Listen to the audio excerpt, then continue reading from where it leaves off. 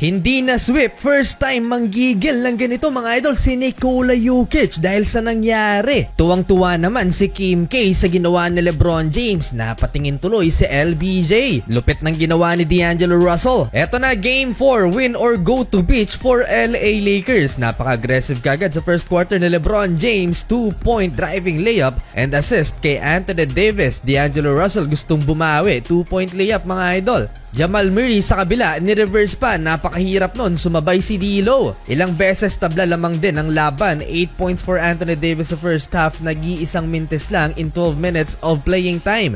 Umabot ng 7 points ang biggest lead ng LA Lakers sa opening frame. LeBron James binuli si Jamal Murray. Hindi lang isang beses nangyari yan, pero yung second attempt ni LBJ, nagmintis na. Nagtala ng 6 na puntos si LeBron sa opening frame at may 2 steals na din. Halfway ng first quarter, Nikola Jokic behind the back pass at napakaganda ng cut ni Michael Porter Jr. Austin Reeves solid din sa first quarter, 6 points, habang sa Denver Nuggets, Nikola Jokic 8 points and 7 rebounds. Mga idol, malapit ng mag-double-double. Consistent din si Michael Porter Jr. with 7 points, 28-23, and of first quarter lamang ang LA Lakers. Papatapos ang first quarter, hindi nagustuhan ni LeBron James ang pagtawag ng referee na out of bounds daw si LeBron. Pero ang ginawa dito ni LBJ, parang coach mga idol, wag nyo na daw i-challenge yan dahil masasayang lang, last 5 seconds na lang din naman.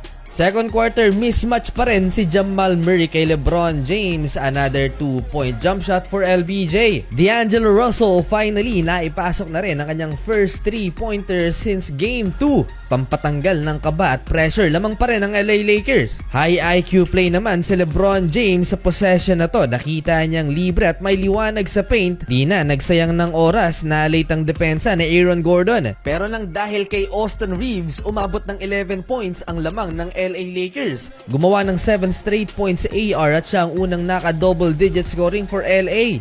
After ng pag-takeover ni Austin Reeves, nag-mini run ng Denver Nuggets, pero itong si Anthony Davis naman ang sumalo ng load for purple and gold. Naghalimaw bigla si Anthony Davis at dinumina ang pintura for Lake Show. Sa first half, nagtala ng 17 points, 11 rebounds si Anthony Davis, shooting 8 of 10 from the field. Eto na naman ng LA Lakers, malaki ang hawak na kalamangan sa first half. Mapanatili kaya nila yan sa second half? Last defensive play ng Los Angeles Lakers bago mag-halftime, nasupalpal pa ni Anthony Davis si Nikola Jokic na nagtala naman ng 15 points, 8 rebounds sa first half.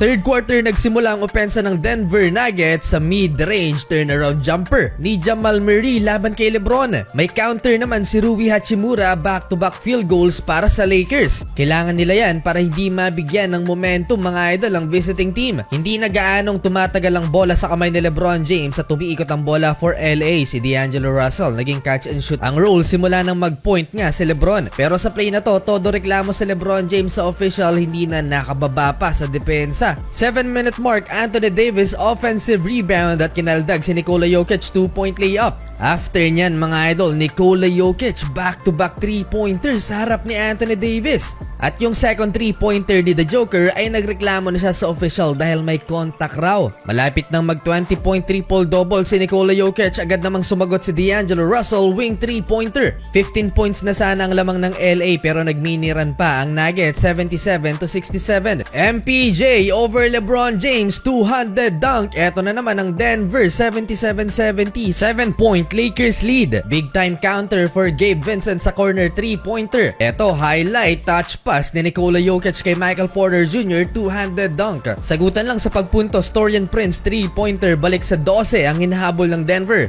Nasundan pa yan ng 3-pointer din ni D'Angelo Russell. 3 3-pointers na for D'Lo at may 15 points mga idol.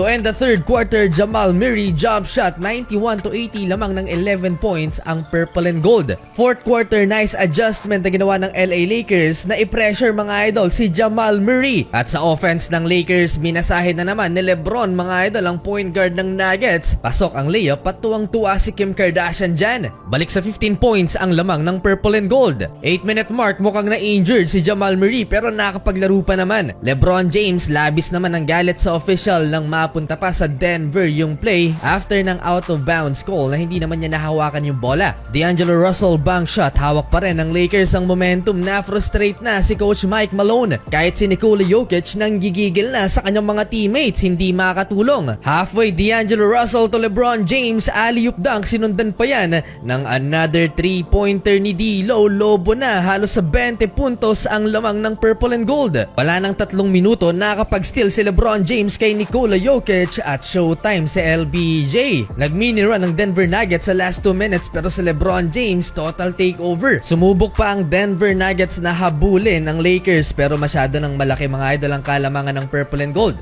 Well, sa huli mga idol, walang sweep na magaganap at 3-1 ang series, pabor pa rin sa Denver Nuggets.